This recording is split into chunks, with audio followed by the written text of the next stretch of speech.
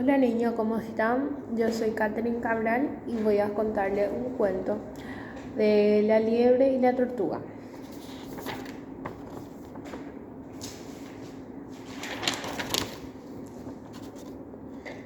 Érase una vez una liebre vanidosa que presumía ser la más veloz del bosque. La liebre siempre se burlaba de la tranquila tortuga. Un día, harta de burlas, la tortuga desafió a la liebre a que ganara la carrera. La liebre, orgullosa y engreída, aceptó el reto. Al día siguiente, los animales se reunieron para presenciar la carrera. La liebre, muy confiada, dejó salir a la tortuga.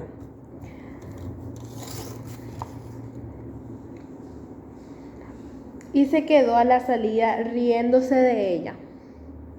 La tortuga empezó la carrera de una forma muy lenta, pero segura, sin pensar en otro objetivo que ganar. Pocas después, la liebre inició la carrera, pero se pasó en un prado para descansar. Y allí se quedó dormido nuestra tortuga y estaba a punto de llegar a la meta cuando la liebre despertó.